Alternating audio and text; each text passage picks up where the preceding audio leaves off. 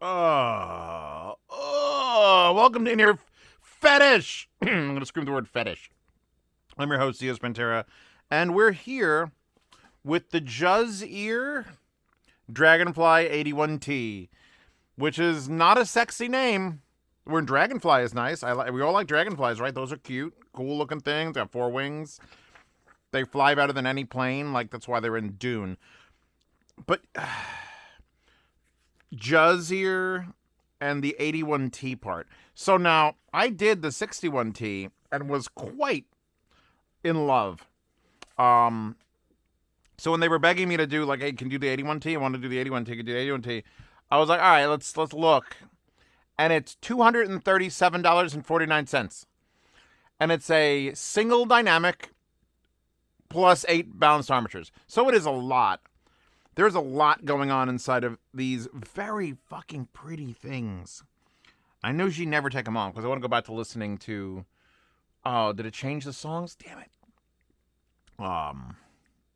That was that was not Basement Jaxx. Lindsey Sterling. Thank you. It was Lindsey Sterling. So look at that wood. That is some like 70s dashboard. Not even muscle car, like Jaguar. Like a Jaguar. Like that's honestly, the picture on the box is only a little better than the actual real life thing. So it's nice. These are nice. They've got a nice flash of color to them. I don't know if I like the squiggly silver bits that are there for no reason, but whatever. 2-pin connectors. The wire is nice. It's got like this very... It's 2-wire up here to each individual ear, and it's got this heat shrink, but it's like smooth. They have the weirdest, jankiest like R. It looks like a Radio Shack R, but if it was printed at super low resolution. I don't even know what the hell it says in here, actually. I don't know. You read it. You read it when you get him. So, wire nice. Wire has interchangeable heads. It comes with a 3.5 and a 4.4. I'm going to be comparing these directly to those CKLVXs that to me, I just reviewed them. To you, you might have seen them like a few days ago. Because they come in the same box with a similar, like you could tell they were packed in the same factory. But they're the most different IEMs that I'm going to give both of them fucking 9s. It's a wonderful dichotomy. Let's plug this back in. Let's give it to the 80i2/4 Pro. If ZS remembers to actually put them... I can hear them emanating, Lindsey Sterling. Emanating is a good word. So I'll pause this so I don't lose my mind. Currently running them with the render tips. I started with the Duno SSs like I always do. And I gave it a listen and I'm like, you know what? I get these. I get them and I like them. Now let's try to ruin them.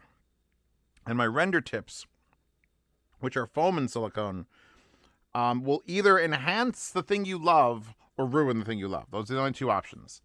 Let me move this pretty butterfly. Dragonfly. Well, butterflies, dragonflies, they're the same thing. Only these eat mosquitoes. 81T will bring you relaxation, happiness, joy, lightness, and elegance. I've never had to spin a piece of paper to read it, but there you go. Real quick on the accessories, because there's not much. Fucking huge bag of tips, some foams in there, a couple different silicones. Here is the case. It is nice, except it says Juzear.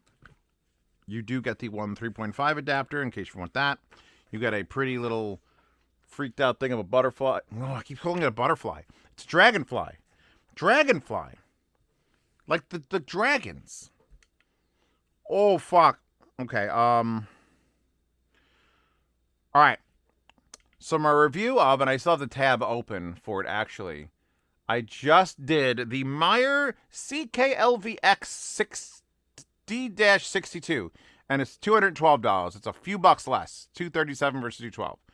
And this is a 2DD 6BA, and I loved it. I gave it a 9 out of 10 because of its aggressive delivery of sound and how it just sort of like puts you in a locked little room and just shook you around with your music. And you're like, but you enjoyed every second of it.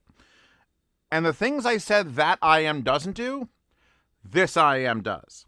This IEM is exactly that. It is soundstage. It is relaxation. It is smoothing out my shitty music. It is the exact polar opposite of that. So if you wanted to spend somewhere in the range of $450 on two IEMs that are very, very, very fucking polar opposites, yet still get 9s of this channel, get the Juzear Dragonfly 81T and get the CKLVX D62. There you go. You'll have everything that I like from both sides of that table. So not as much bass on these, ironically, as the other ones. This is only a single dynamic. The other one has dual dynamics of different sizes. Enough low end for sure. Like, I'm not even concerned about it. This just has a smoothness filter. Like, how are they running 8 balanced armatures onto this? Like, that's my face. That's my face. It's like, wow. The heart eyes. It's just so fucking nice. Like, Lindsey Sterling is still just violining the hell out of this right now. And I cannot tell you how agreeable it sounds. Because violins, especially when you're like Lindsey Sterling, and it's like modern, pop violins where the recording numbers are a little bit higher than normal, you should be a little concerned if it's going to bother you. And I just want to crank the living hell out of it. It's like I'm in a bathtub of warm music. You get that? Can you follow me on that? I have nothing I'd want to change on this except for maybe a little bit more low end, but that's a personal preference thing. I mean, Rinko was my baby. Rinko's no longer around, but Rinko was my baby. Fatboy Slim Gangster Trippin'. Like, I'm going through songs that are not necessarily high recording quality, but high danceability. That should be a thing that we could figure out, danceability. And these IEMs bring the full force of the danceability aspect. I just want to bob and weave. Get that. Come on, we want to get that. What the hell is this? Oh, more 80s. I may have gotten like an entire collection of 80s extended remixes, and it's super weird because some of them are interesting as hell, but you'll never have heard of them. Ah. Yoshi Horikawa, outro to Vapor. Big space, water splashing, things coming over the top of me. As I explained in the previous video, there are just those two types of IEM that you have a chance to get a 10 out of 10.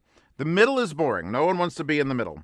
I need either the most aggressive, force-feed me sound IEM, which is what the D62 is, or this end of it, where it's just this beautiful, softening, fixing of all my music so that everything just sounds fantastic and lovely, and I just want to keep listening to it and let it wash over me. That's the Dragonfly 81T. And I'm pretty sure the 61T was in a similar vein.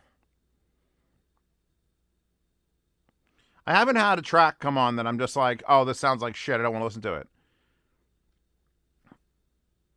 Even like Epic Score, which is the free, copyright-free music. And there's enough aggression to it where I'm like, all right, I'm not going to take a nap in these. You could take a nap in a lot of IEMs. You couldn't take them in the D62s. I feel like you'd be better off with these. But they keep you engaged. I'm engaged in my music. I want to hear the next song. I want to hear the song after this and after this and after this. And I want to hear what's going down in all of them. Fucking Wally. I find that with the two different varieties where it's very, very focused and aggressive and closed, those are not as epic sounding. I'm a big, Eris, my headphone there, is big and wide and epic, and that's what I want. This feels like I'm in the movie WALL-E and foreign contaminant is just... And it's 100%...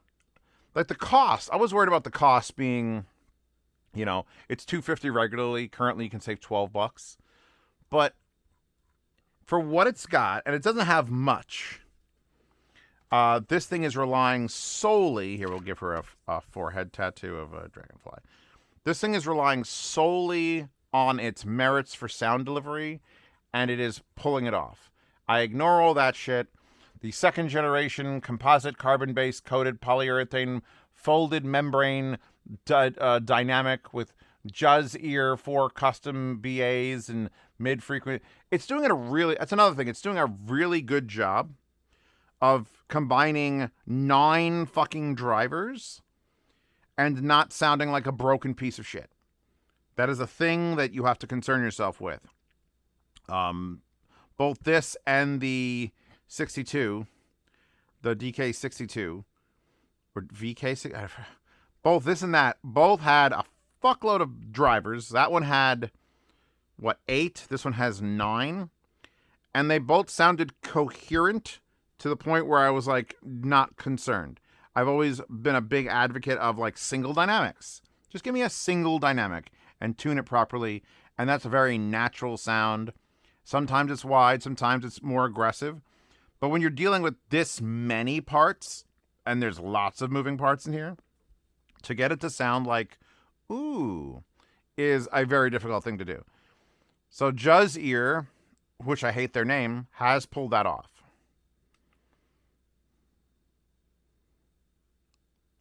I mean, I think the RME is also a little bit cheat. Just a little bit cheat. Not like a lot of it cheat. Yeah, no, it's not like a huge drop in quality either. Another thing is, I'm telling a difference between different amps, but it is not as great as it was with the D62, the DK62. It's just a very gentle, like, oh, by the way, this has a little more soundstage to it, but this is a little more neutral. Oh my God, the natural. And then we go to the tubes, and we actually get, like, I mean, this thing is just literally cheat. I should never even have it on my desk because it just sounds too good with everything. The Sparkos Gemini. I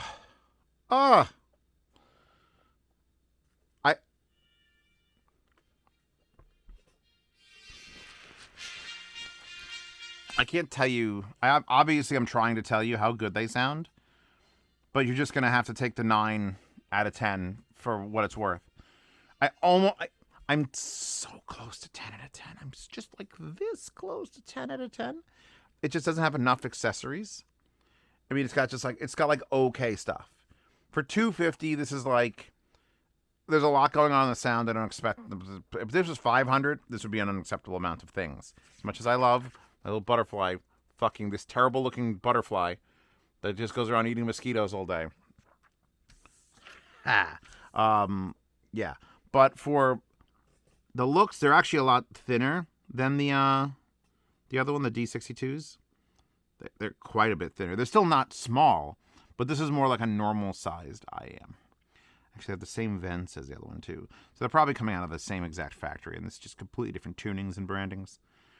Yeah, I like the way they look. I love the way they fucking sound. This is one of those, like, Zeos wishes he could put his name on it. I do enjoy them. I didn't bother going with the velvet tips, the wide bore velvets, because I feel like that's going to soften it up too much. But I use these as my standard silicone test, and I use these as my silicone and foam test. And if they work well with this, then I'm usually like, all right, thumbs up. So yeah, check out the Dragonfly 81Ts on Hi-Fi Go. I'll see if they're on Amazon. They're in the pursuit of perfection, with a smooth lead pipe design. Lead pipe?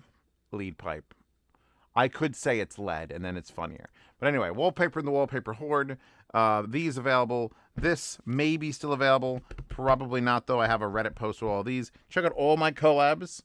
And if you want to support the channel, Patreon and Subscribe Star can do that. You'll get to see all these IEM reviews free. You don't have to become a patron to see them ahead of time, just free. They're an unlocked posts, so check out either one of those to see what's available. If you want to see the main channel videos, those are behind the paywall, but also you get a bunch of other benefits besides seeing it early, like yard sales to buy these things when I eventually sell them. But yeah, I'm good. You're good. She's good. We're good. I'll see you all And the next one.